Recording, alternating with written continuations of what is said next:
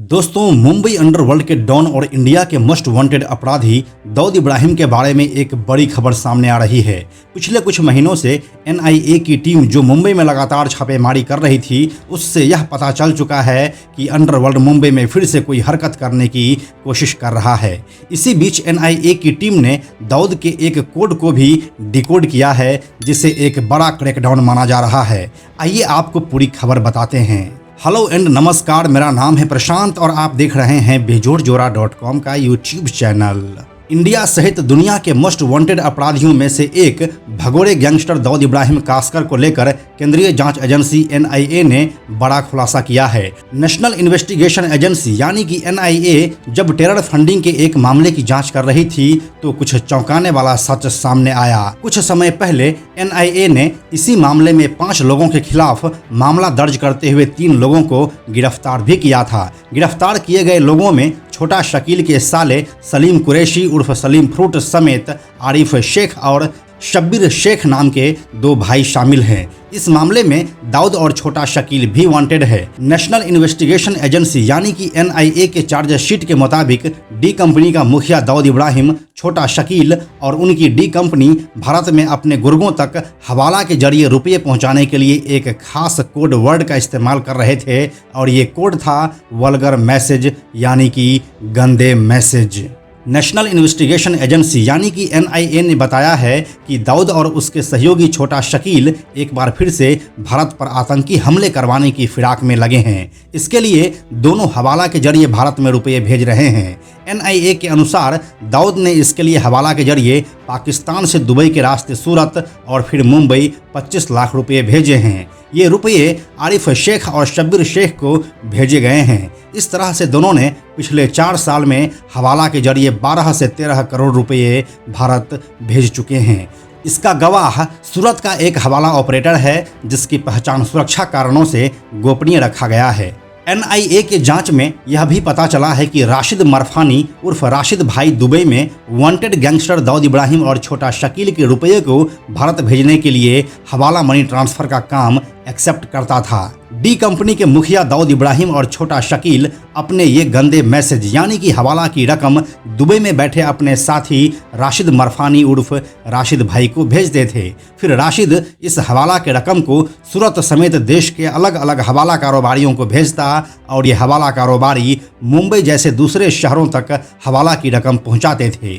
D company, हवाला कारोबारी और ये गुर्गे आपसी बातचीत या किसी भी तरह के चैट में हवाला शब्द से खुद को बचाने के लिए और जांच एजेंसियों को चकमा देने के लिए भी इसी कोड वर्ड का इस्तेमाल कर रहे थे। हम अगर आपको एक उदाहरण दें तो मैसेज में लिखा रहेगा कि भाई ने 25 गंदे मैसेज भेजे हैं। इसका मतलब यह होगा कि दाऊद या छोटा शकील ने 25 लाख रुपये हवाला से भेजे हैं।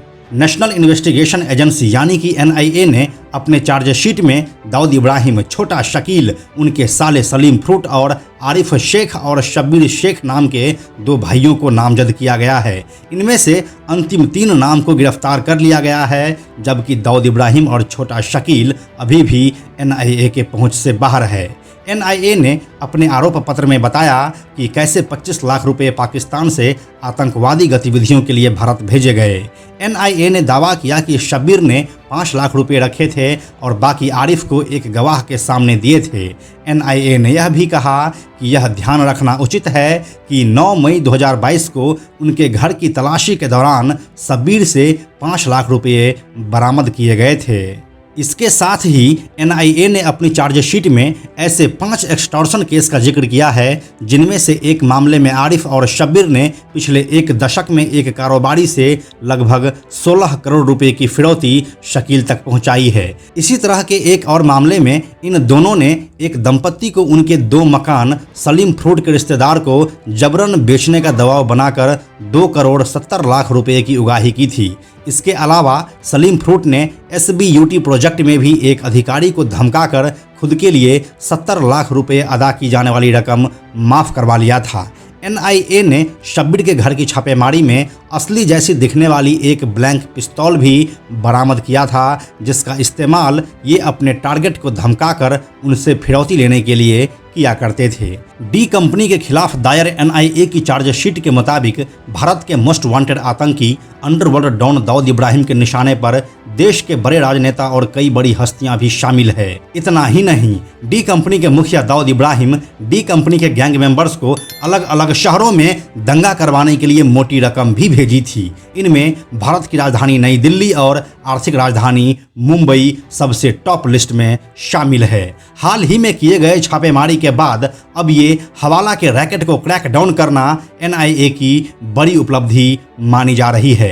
इस न्यूज में आगे जो भी अपडेट होने वाला है वह हम आपको जरूर बताएंगे।